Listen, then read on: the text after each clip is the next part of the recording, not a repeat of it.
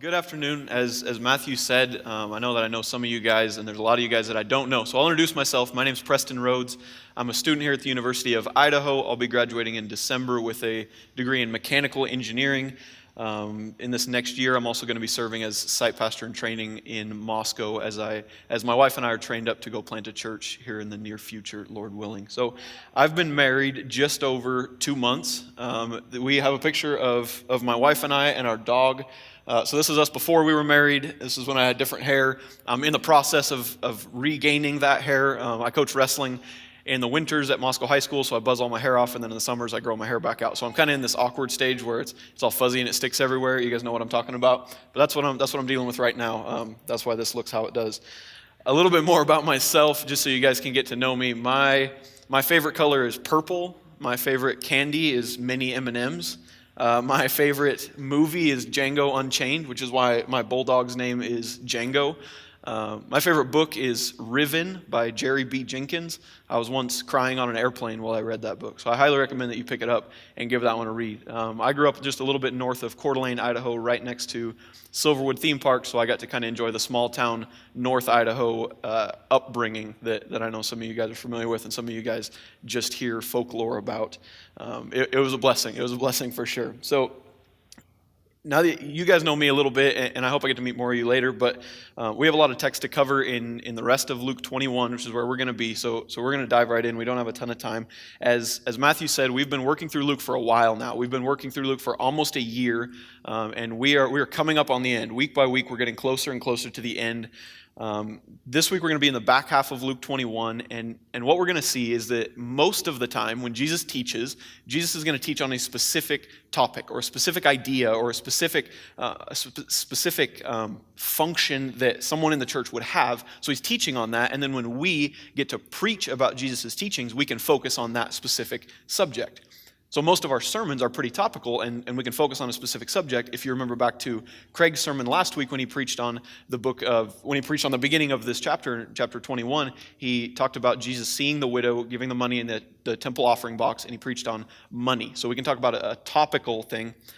This week we're going to see something different. Jesus is going to zoom way out. Jesus is going to give us more of a 30,000-foot view of what does it mean to be a Christian in the kingdom? What does it mean to be a disciple in the kingdom? So it's not going to be really in-depth on any specific topic, but it'll be more of a broad, comprehensive view of what does it mean to be a Christian. So my wife and I, this summer, we work as exterior painters. And as you can imagine, painting houses outside in the middle of July gets hot sometimes. And it's going to get even hotter here as we come up on August. So it seems like the hotter it gets as we're out painting, the more time we spend complaining about how hot it is, naturally, and the more time we spend talking about talking about seasons that are not as hot. So one of our favorite topics of conversation in these last couple of weeks has been skiing, because I love to ski and she loves to snowboard, and so we talk about skiing because it's nice and cool out and it gives us some relief while we're painting. But recently, last week we were painting a deck here in Moscow, and we started talking about Christmas and Christmas traditions and Christmas customs and what do we want Christmas to look like in our family here in the future. And I don't know if you guys know this about Christmas. Christmas is the most widely celebrated holiday in the world by a fairly large margin. Billions of people around the world celebrate Christmas. From almost every country in the world. Now, obviously, not all of these are Christian people or Christian groups of people that celebrate Christmas, and not all the customs and traditions that we celebrate with during Christmas have their heritage in Christianity. But historically, from the very beginning, Christianity has its roots in the birth of Jesus. From the very beginning, that's what Christmas has always been about. So we were talking, and as we're painting this deck, and as I'm kind of prepping for this sermon, and we're talking about, it's interesting that every year we, the church, and then even a larger we the world, we come together around the idea that Jesus was born. We come together around this idea of Jesus' first coming, but we're talking about how interesting it is that we never talk about Jesus' second coming. You can ask almost any little kid that you meet in America, what was it like when Jesus came first? And they can tell you at least vaguely what happened, right? He was born in a manger, and there were sheep and camels, and there were angels, and gold and frankincense and myrrh. Like they can tell you the basics. But if you ask most adults in the church, what will his second coming look like? They don't have a real biblical picture of what it's going to look like or when it's going to happen or what things will be surrounding it. So we thought it was interesting that we talk a lot about the first coming. We don't talk a lot about the second coming. It seems that the world is eager to embrace a baby in a manger, but not eager to embrace a sovereign Lord coming in power and glory. Another way to put that might be, we are eager to embrace Jesus when he comes to save, and we are not eager to embrace Jesus when he comes to judge. We are not eager to embrace Jesus when he comes to judge. So perhaps this is because we like a Jesus that we can understand.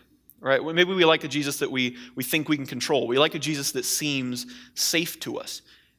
And as we talk about that, I'm reminded about C.S. Lewis's old famous quote in Lion, Witch, and Wardrobe, if you've ever read that book, when this character, Mr. Beaver, is a beaver, and he's talking to Susie and Lucien about Aslan. Now, Aslan is the Jesus character in Lion, the Witch, and the Wardrobe. And Mr. Beaver is talking to Susan and Lucy, and he says, I tell you, he is the king of the woods. He's the son of the great emperor from beyond the sea. Don't you know who the king of the beasts is? Aslan is a lion. And Susan's taken aback, and she questions, I thought he was a man. Is he safe? I'd be rather nervous about meeting a lion. And Mr. Beaver scoffs, and he says, safe? Who said anything about safe? Of course he's not safe, but he's good, and he's the king. So we as Christians, we need that reminder that there are aspects of Jesus that are not safe, and that we might not understand, and we might not feel like we can control, but he's good, and he's the king, and he's coming back. So that's where we find ourselves. That's where we find ourselves as the church right now.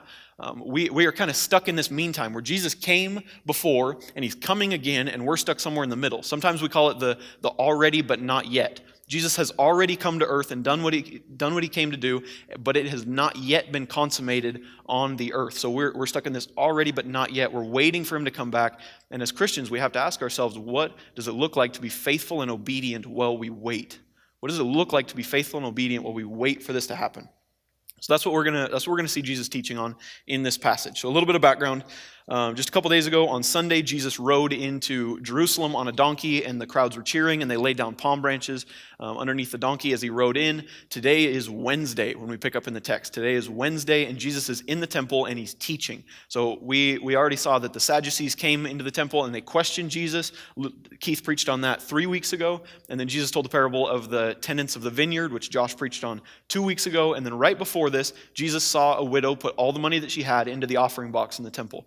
And Craig preached on that last week. So we're still sitting in the temple. Jesus is teaching, and that's where we're going to pick up here in Luke 21. So if you turn with me to Luke 21, we're going to cover almost the whole chapter, but we're going to spend most of our time right there in the back half. So the first thing that happens in this text is Jesus looks at the temple, and the temple is beautiful. It's an ornate, it's beautifully decorated. It's an incredible construction for that time.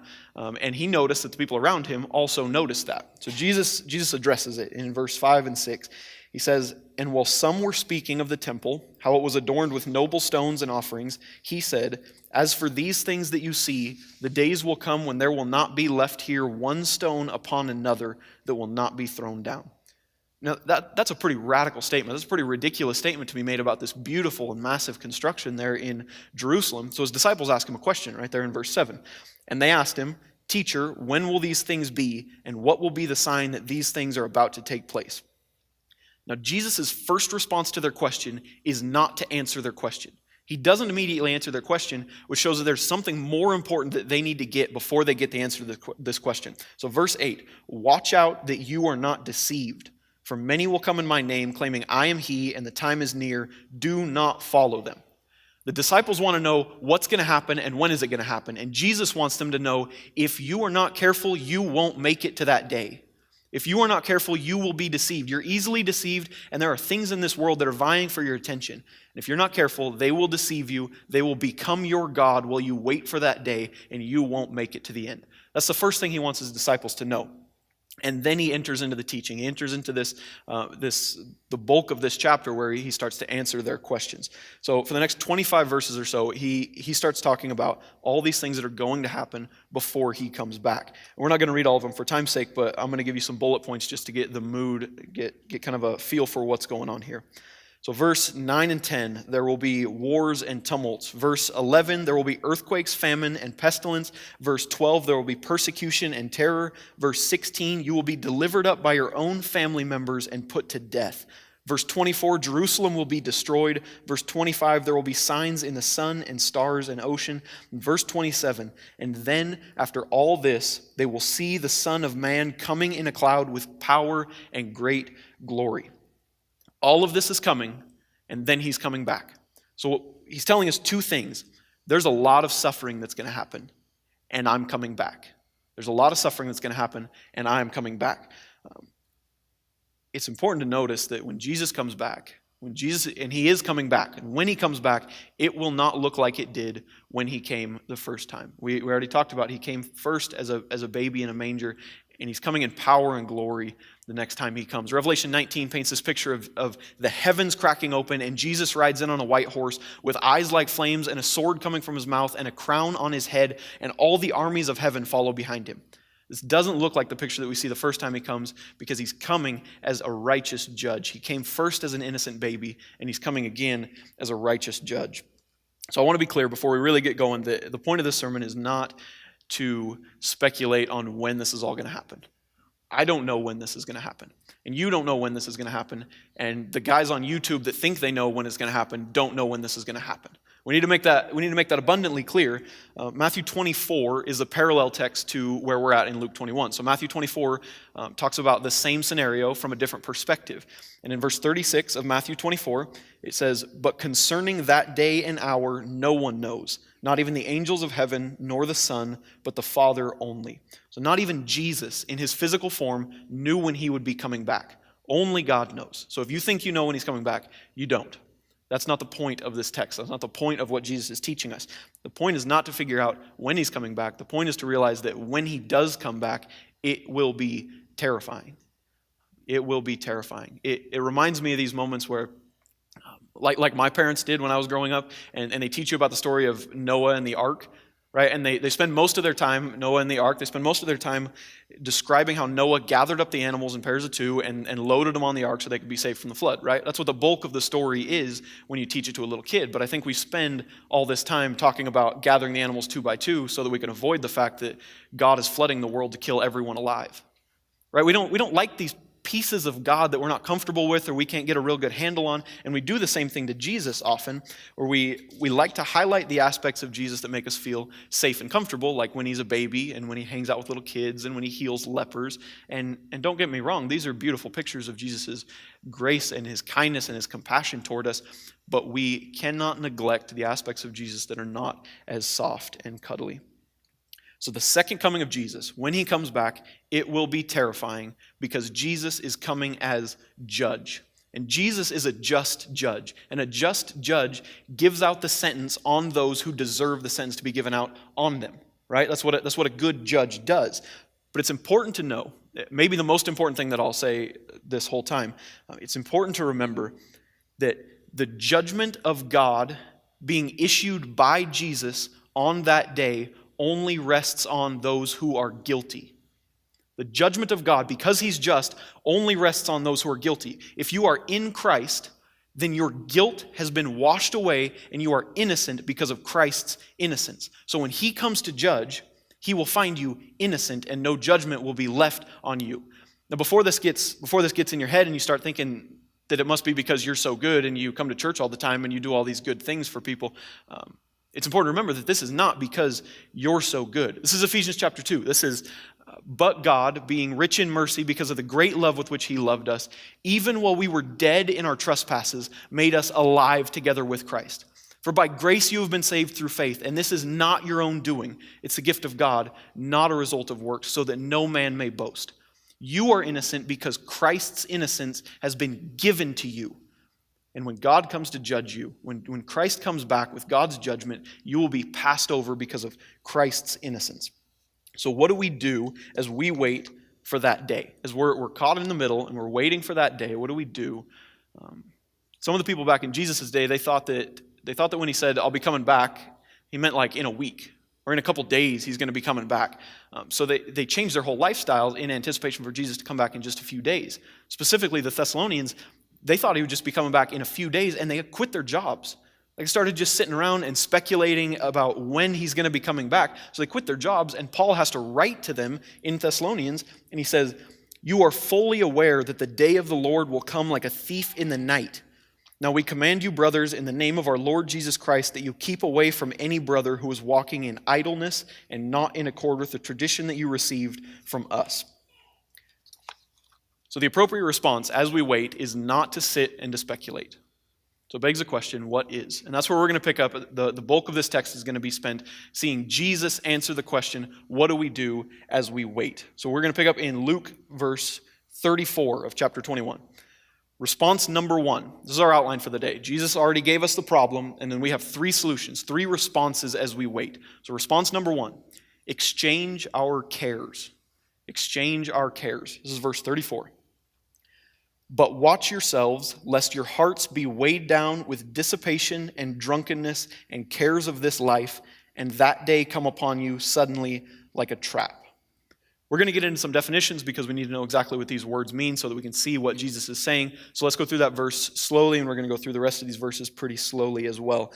"But watch yourselves, lest your hearts be weighed down or burdened or overwhelmed with dissipation." Now, in some of your guys' Bibles, it might be translated surfeiting. Surfeiting is to cause someone to desire no more of something as a result of having consumed or done it to excess. In this context, it means hungoverness. And you guys all have either experienced hungoverness or you know someone who's experienced hungoverness. So it's the scenario where you consume something and you're not satisfied with it. You consume something and it's not enough, and it doesn't leave you feeling satisfied, it leaves you feeling wanting.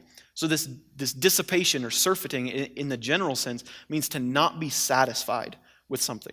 So dissipation is to not be satisfied with something. And drunkenness. You all know what drunkenness is, right? Drunkenness specifically in this context means to consume alcohol to the point of behavioral changes. But again, in a more general sense, in the Greek, what he's talking about is to consume in a way that causes behavioral changes. To consume anything in a way that causes behavioral changes. So dissipation is to not be satisfied. Drunkenness is to cause behavioral changes. These are 2 of the flags that we're seeing Jesus throw up. And then he says, and cares of this life. This cares is worries or anxieties. It's the same word that he uses in Luke chapter 8 when he tells the parable of the sower. Remember, he tells the parable of the sower, and the man goes out and he sows seed on 4 different types of land. And some of the land falls amongst thorns. And as the plants grow up amongst the thorns, they're choked out. And when Jesus explains this parable later on in verse 14, he says that the thorns represent the cares and riches and pleasures of this life. This is the same word that he's using here to describe cares of this life. They're the thorns that choke our life out. So cares of this life. And this life is biotikos in the Greek. It's this biological life or this worldly life. So the cares of this life are the things in this life and this world that cause your attention to be drawn in a different direction. That's some of the connotation that goes around dissipation is to cause you to be drawn in a different direction. So cares of this life, things that cause your attention to be drawn in a different direction. And then to finish up the verse, and that day come upon you suddenly like a trap. That day is the day of his second coming that he just finished teaching about. So how do these things relate? How do these different aspects of this verse all relate? It seems like, at a brief glance, it seems like what Jesus is doing is he's just giving us this infamous biblical list of sins, right? You find them all over the Bible where it says, flee from greed and gluttony and selfishness and immorality and adultery, etc. But it seems kind of like Jesus got tired halfway through. Like he's just sitting in the temple and it's been a long day and he goes, don't get drunk, don't get hungover, the cares of this life, right? Is kind of what it seems like Jesus is doing. But I would wager that he's not, because Jesus doesn't do that in his entire ministry. He doesn't do that in his entire life. And moreover, the Spirit wouldn't prompt Luke to write this stuff down if we didn't need to know it. All the words in our Bible are there for a reason. So there's a reason Jesus said the cares of this life. So what I think he's saying when he says cares of this life is he's showing us that these 3 things, dissipation, drunkenness, and cares of this life, are not separate, but are the same. They're not separate ideas, but they are identifiers of each other, or they are examples of each other. Dissipation, hungoverness, and drunkenness are examples of cares of this life. So what he's saying is, when you see someone experiencing drunkenness and hungoverness, you see that they are investing in the cares of this life that draw their attention away from, intrinsically, a different life, a next life, or a higher life, an eternal life. That's what Jesus is teaching us. So if we're going to talk about the cares of this life and what Jesus has to say about them, it's helpful to think about what some of those cares are.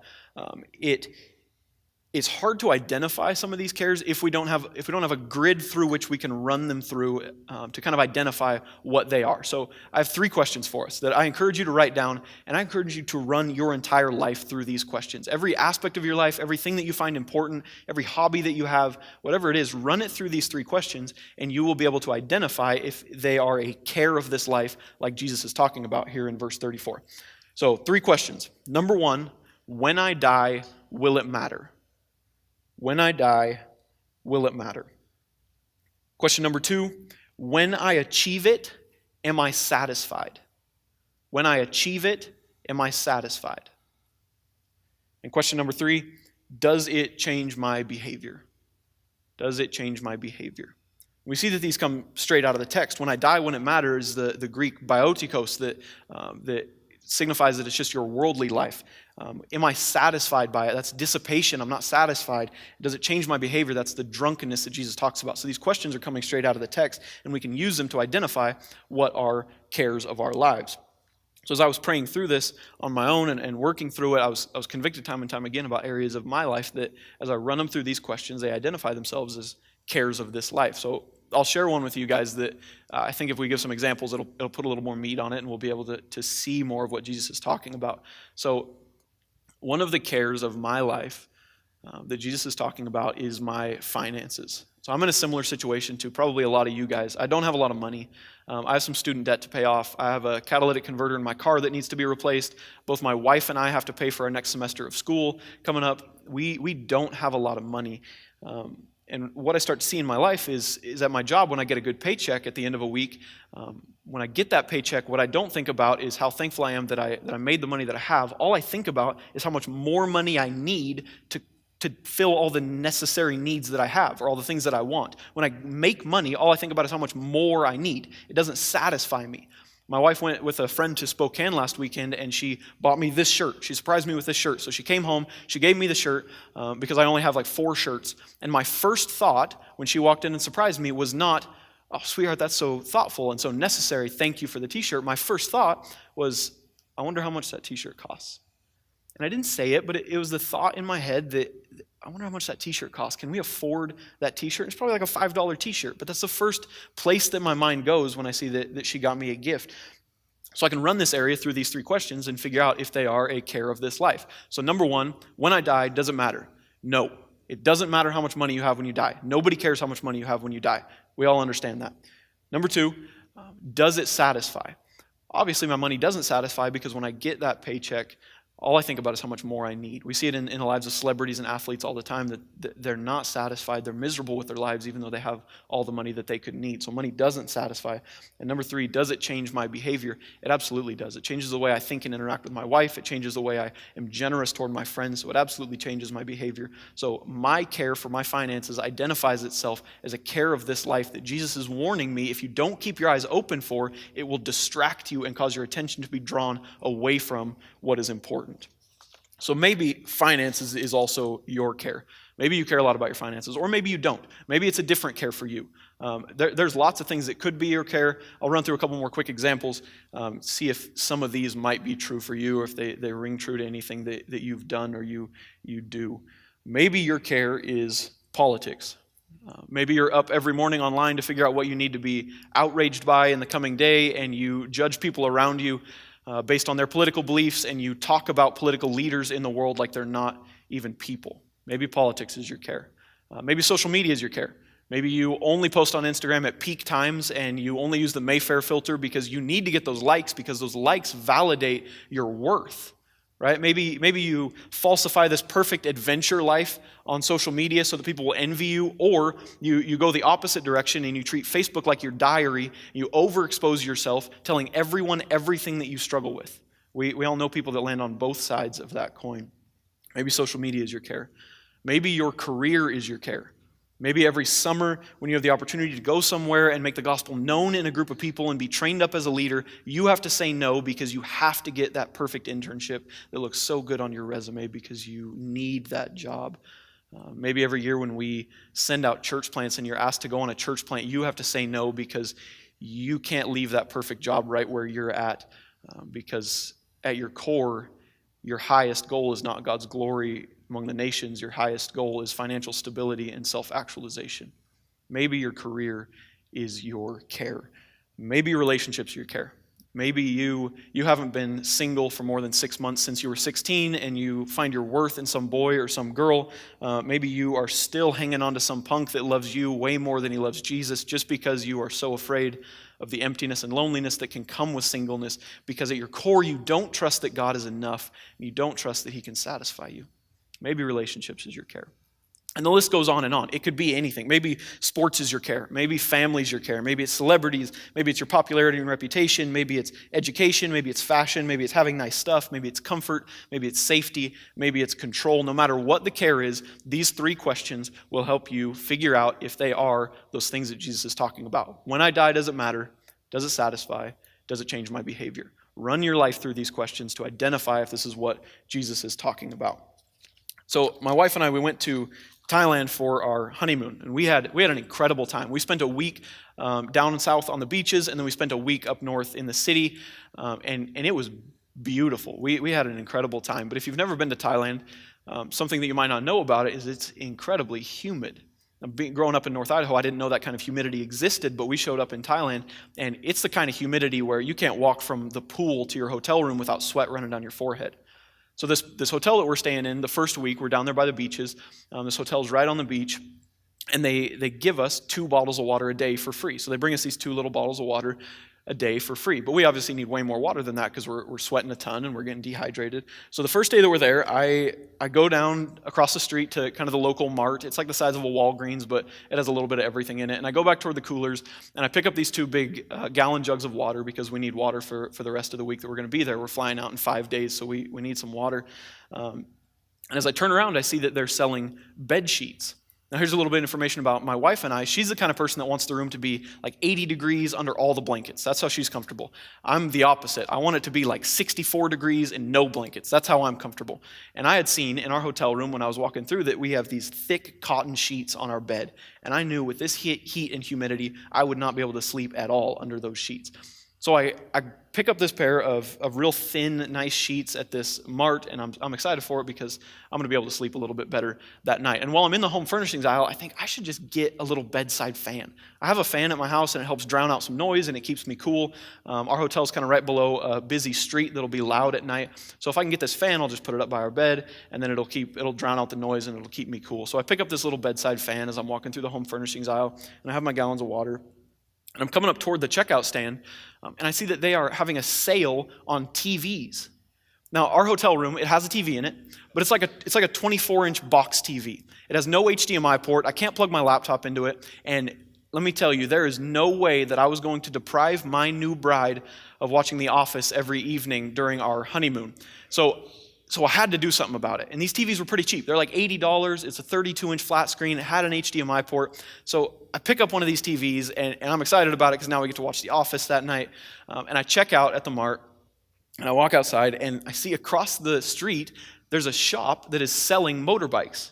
Now, we've only been in Thailand 1 day, but we are sick of the taxi system. It's so hot, and our legs stick to the leather seats, and you can't speak the same language as the guy who's driving, and you get caught in traffic jams all the time. So I go up to our room and I talk to Tracy, and I get in our locker and take our money out, and we go down and we buy a motorbike. And we're so excited because now we can get all around town. We can go wherever we want. We don't have to worry about traffic. We don't have to worry about interacting with somebody else that we don't speak the same language of and worry about paying them. We're excited because we get to use this motorbike now. But as I'm riding this motorbike back, so the shop's kind of over here, and then our hotel is right on the beach, and we have that busy road right in front of our hotel, and then it's the beach, so we're beachfront. And I'm riding back on this road, thinking about how excited I am to have a new motorbike, and I realized that most of the adventures that we want to go on that first week are not in the city that we're in. most of our adventures are out on the ocean. We want to go out to the islands that are out there. We want to go explore the caves and the beaches that are out that we can't get to on our scooter. That's why we came down here to the beaches. And our scooter's not going to help us with that. So luckily, I look out on the beach, and God was with me that day because I see a fisherman who is selling his boat out on the beach. And I'm so excited about it because if we can get this fishing boat, then we can go out and explore all the things that we came down here to see. So I go up to our room, and Tracy and I talk about it, and we pool all of our money together, and we go down and we buy this fishing boat so that we can go explore all the things that we wanted to see. Now, at some point, all you guys listening realized one of two things. You either realize that I'm insane, or you realize that this story is not true. When I have 5 days left in Thailand, you know that I would totally buy a gallon of water. I need water to survive for the next 5 days. And maybe I would buy a set of bed sheets because I really can't deal with the heat. And maybe I'd buy a bedside fan if I really can't deal with the noise. There's no way I would buy a TV, right? We could just watch it on the laptop sitting in front of us. I don't need to buy a TV for 5 days of use. And if I did, much less would I go buy a motorbike just so we could get around town and we could walk or use a public transportation system. I'm not going to buy a motorbike that I have to leave in 5 days. And even if I did, much less would I go buy a fisherman's boat off the beach just so we could get out to one of the islands and the beaches that we came down here to see, because we'd use this boat for 5 days and then would leave it there on the beaches of Thailand. Wouldn't it be silly of me to invest so much in something that'll be gone so soon? Wouldn't it be silly of me to invest so much in something that will be gone so soon? But here we are, day after day, and we invest our time and our energy and our money into things that will be completely and totally irrelevant when Jesus comes back, and he's coming back. We go through our lives, these short lives, our lives are but a vapor, and we waste them on comfort and safety when Jesus is coming back. The imminence of his coming, the soonness of Jesus' second coming should make us question the things that we put our time and our energy and our money into. So point number one, response number one, we're going to build this sentence throughout the sermon. But point number one, because Jesus is coming back, we must exchange the cares of this life for the cares of the next. Because Jesus is coming back, we must exchange the cares of this life for the cares of the next. This is a sentence that we're going to build throughout our time together. So response number two, evangelize the world. This is verse 35. For it will come upon all who dwell on the face of the whole earth. So again, we're going to go through it verse by verse, or step by step. For it is this day that Jesus is warning us about, will come upon all. Now this all is obviously everyone, but it has a connotation of everyone individually, not just everyone as a collective whole. For it will come upon all who dwell on the face of the whole earth. So what we see here is twice in the same sentence, Jesus uses this word pas. It's translated all in the beginning of the verse, and it's translated whole at the end of the verse. And this duplicate usage would create an emphasis that means something to the people who are listening to him. It would mean obligation. It would denote obligation to the people who are listening to him. We know, again, from the parallel text in Matthew 24, that one of the things that's going to happen before Jesus comes back again is the evangelization of the world. We have that in Matthew 24, verse 14. And this gospel of the kingdom will be preached in the whole world as a testimony to all nations, and then the end will come. So there he uses it again. Whole world, all nations. This double usage denotes obligation. What Jesus is telling us is all this stuff that I'm warning you about, all this stuff that I just spent 25 verses warning you about, is coming to everyone in the world, and they don't know about it. You sitting here know about it, and they don't know about it. But it's coming to them just like it's coming to you, and you have an obligation to warn them. You have an obligation to tell them everything that I've told you. You have an obligation to tell them who I am and what I've done, and the fact that I am coming back to judge everyone on the earth. So I don't know what the world population was when Jesus said this back then, but I know that it has risen drastically since then. As of this morning, the Joshua Project estimates that there are 7,087 unreached people groups in the world. That's 3.14 billion people who are not just unsaved. It's not that they know about Jesus and they turn away from him like people in our country. These are unreached people who have never heard the name of Jesus. 3.14 billion people. Every time we start to get comfortable with our plans and our lives and our stability, this verse has to act like a thorn in our seats that jabs us on to give our lives for the gospel among these people. We can't sit around and worry about the temporal vanities of this life when billions of people have destruction coming toward them and they don't even know about it. Not just this verse and not just this chapter, but this whole book, if we're willing to read it honestly, will reveal deafening realities that will lead us to give our lives and lose our lives for the sake of the gospel among unreached people groups. And this is what Jesus is telling us. So how do these two points fit together? How does our turning away from our worldly cares and our evangelizing the world fit together as one cohesive message? I have a quote from C.T. Studd. He was a British missionary to China. If you hang around me at all, you have heard this quote. I use this quote all the time because it's fantastic. So C.T. Studd says, "We will 1,000 times sooner die trusting only in our God than live trusting in man.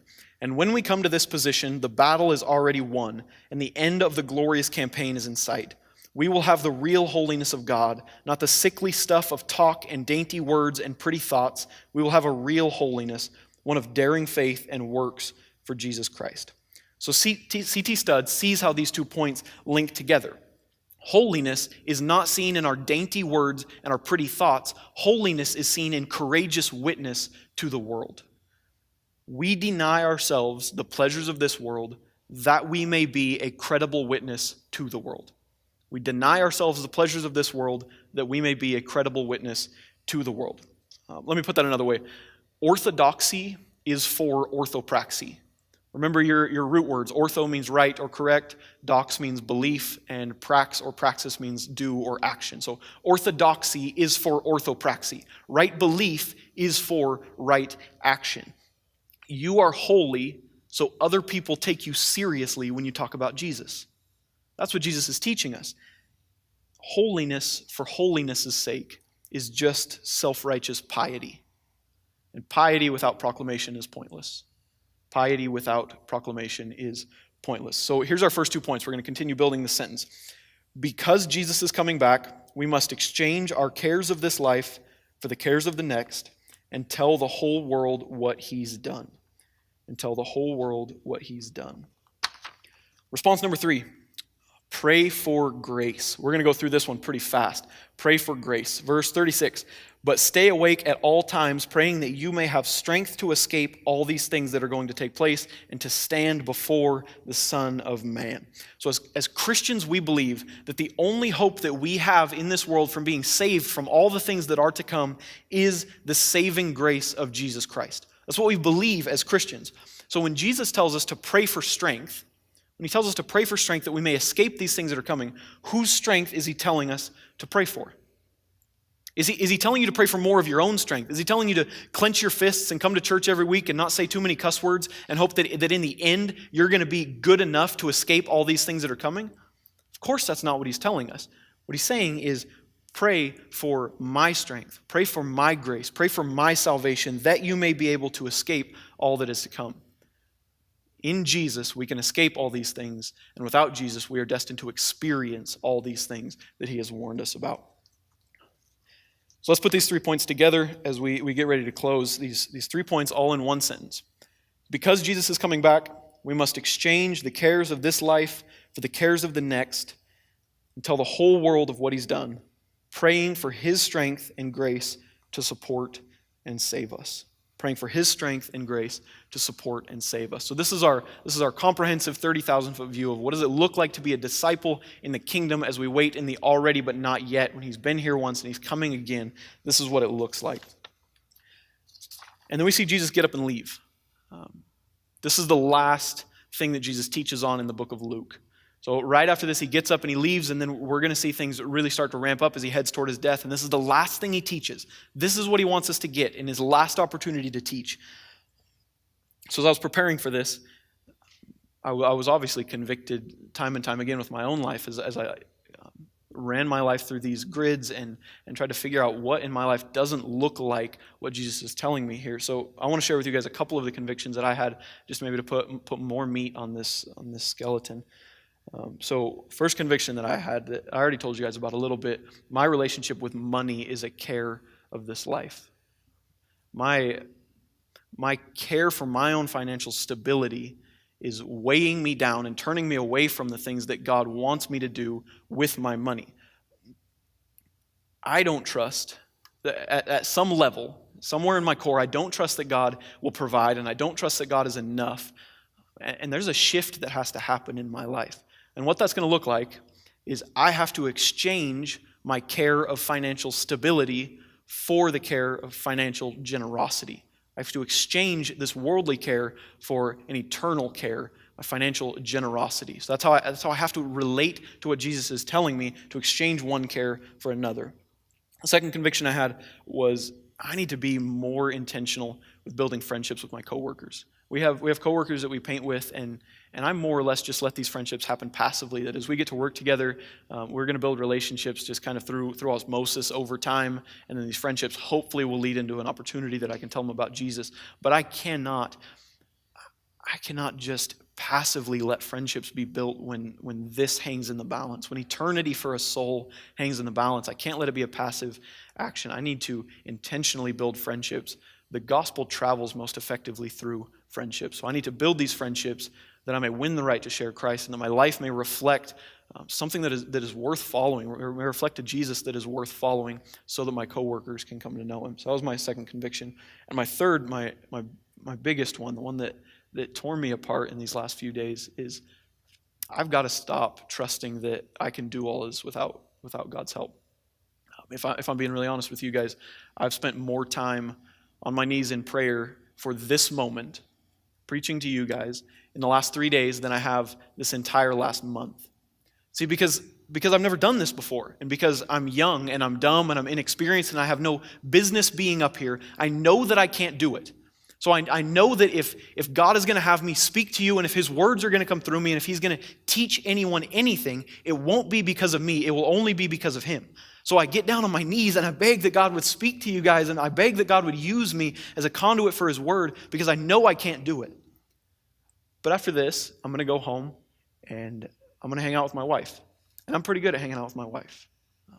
On Monday, I'm going to go to work, and I'm pretty good at work.